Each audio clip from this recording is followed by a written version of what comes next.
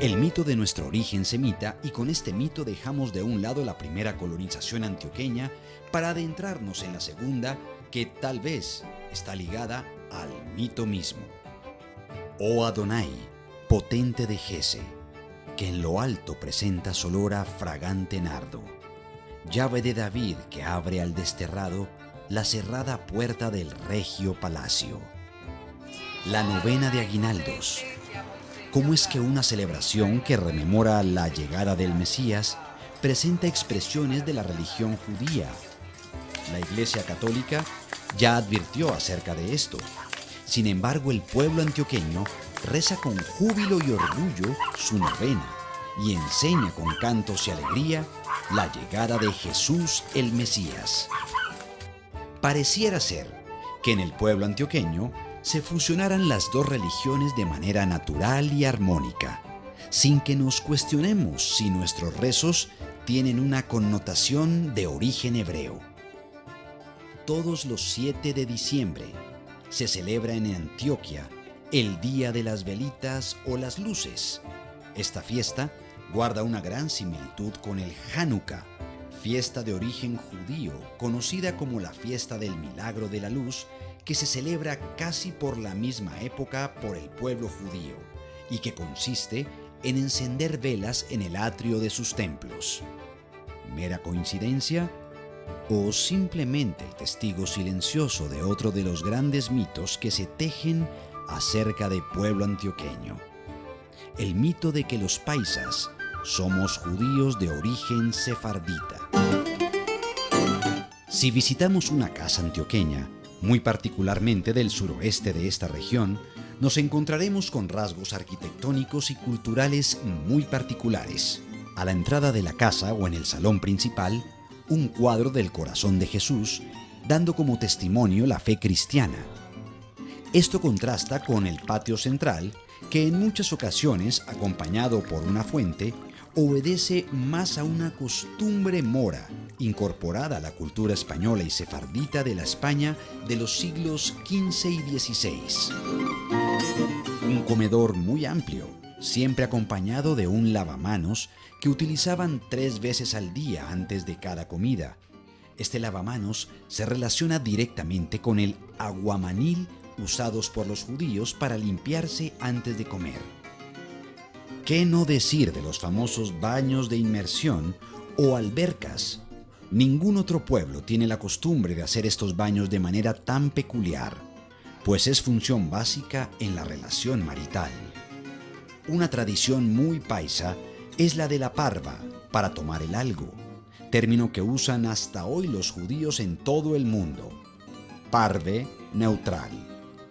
Para alimentos ni cárnicos ni lácteos, es curioso que otros colombianos no entiendan este término, pero sí lo entienden los descendientes sefardíes de México y Argentina. Ahondando aún más en el sincronismo judío antioqueño, encontraremos que en el poncho que usan los paisas se guarda una gran semejanza con el manto de oración de los judíos, y especialmente con el talit katán, manto pequeño de los sefardíes con flecos cortos.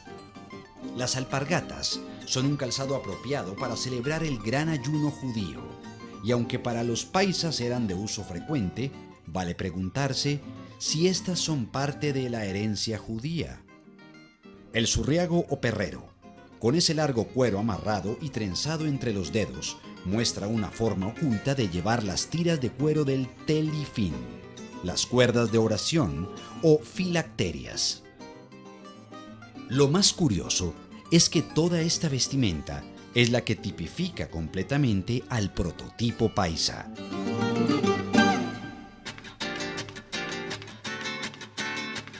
Y esto nos da tela de juicio para pensar en el por qué los paisas fueron creando una imagen a partir de la similitud con costumbres más judías que católicas y cómo fue que la cultura ibérica e indígena dejaron tan pocos rastros en nuestra cultura. En la zona cafetera y montañosa denominada Gran Antioquia, se habla un castellano con connotaciones muy particulares y un léxico exclusivo de esta zona y población. el voseo, el ceseo, el yeísmo, las transposiciones de XS, XSC, EYE y Y, las conjugaciones irregulares de la segunda persona del singular en el caso imperativo venite, vení, comé, o en el pretérito vinites, trajites, comites, amargates. Entre otros fenómenos lingüísticos, son estos una peculiaridad del antioqueño. Lo curioso es la concordancia del lenguaje paisa con el dialecto ladino, un dialecto sefardí que se hablaba en España antes de la diáspora sefardita de 1492. Al suroeste de Antioquia es donde se han concentrado los nombres bíblicos de poblaciones con una connotación muy clara a un origen sefardí: Jericó, Tarso, Betulia, Betania. A la margen izquierda del Cauca, en esta región de suroeste, se le conocía como Canaán.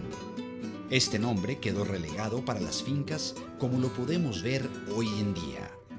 Es importante destacar que fue precisamente en esta región del suroeste antioqueño donde se asentaron las familias que se cree llevan raíces judías, alrededor de unas 70, según algunos datos relacionados con este tema. Se dice que apellidos como Santa María, Ángel, Herrera, Zapata, Álvarez, Suárez, Arroyave, López de Restrepo, Correa, Sánchez, Vélez, son de origen sefardita. Cierto, nosotros nos hemos dado a la tarea aquí de buscar apellidos judíos y no nos hemos dado a la tarea de buscar los nombres judíos de los hombres y las mujeres, en especial de las mujeres. Porque ya con el nombre judío sobre la mujer se aparece un rastro judío, porque va a ser la mujer la que le da la identidad judía al hijo, no el hombre. Entonces los apellidos no están diciendo nada. Los nombres de las mujeres sí, que una mujer se llame Ruth, que una mujer se llame Rebeca, que se llame Raquel, que se llame Lía, que se llame Marta. Eso es tremendamente importante y ahí sí se puede rastrear. Ni siquiera el origen vasco, que no negamos, no encuentra su evidencia ni en las poblaciones ni en el lenguaje de los paisas de manera tan acentuada como los anteriormente mencionados. Es importante entender cuán fuertes fueron las presiones sociales, políticas y religiosas en esas épocas sobre la religión judía. Basta con leer un fragmento de un poema de Gregorio Gutiérrez, gran representante de la literatura costumbrista antioqueña, sobre Medellín, para entender el gran desprestigio que significaba ser de origen judío en la época de la colonia y posterior época republicana. En 1492, la reina Isabel, autócrata y matriarca de España, ella dice que no debe haber judíos ni debe haber árabes en España. Esta Isabelita condenó a los árabes y los judíos. Pero como los judíos siempre han manejado dinero y siempre han sido organizados, y en realidad es posible que los duques, los Villegas y algunos otros sean judíos conversos, porque ellos compraron con dinero la libertad y se vinieron para América.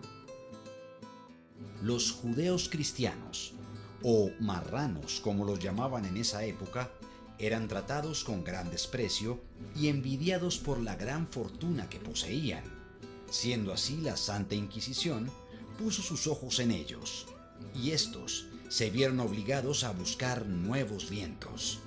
A este fenómeno se le conoció como la diáspora judía. Además, el primer viaje de Colón es muy particular. Es un viaje donde no viene ningún sacerdote. Es el único viaje que se hace desde España sin un sacerdote.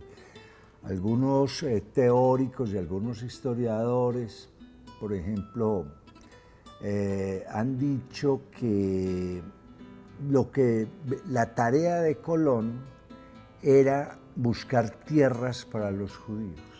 En el segundo, tercero, cuarto viaje llegan conversos de todas maneras y ven aquí una posibilidad de vivir en otros lugares, de rehacer algo que se parezca a sus propias costumbres, pero tienen un problema. Vienen muchos pero sin rabinos. Entonces no hay quien maneje la comunidad, no hay quien les diga las leyes a cumplir son estas, tenemos que comer esto, aquello, y se van a fundir con la población acá. Indiscutiblemente se funden. ¿Verdad o mito? La realidad es que a pesar de nuestros apellidos españoles y nuestra fe cristiana, si analizamos, ni la cultura española ni la indígena parecen haber dejado tanta huella en nosotros como la similitud con el pueblo sefardita. Quizás en su afán de negar su origen por miedo a la Inquisición, los nuevos pobladores de estas tierras se aferraron a la religión católica de manera virulenta para salvaguardar su existencia. Tal vez esa vena de negociantes delata nuestro origen. Quizás el tesón antioqueño es producto del afán de ganarle la batalla a la montaña y hacer de ellas un hogar, el único en que ellos pudieran descansar y echar raíces. De ahí tal vez el amor por nuestra tierra.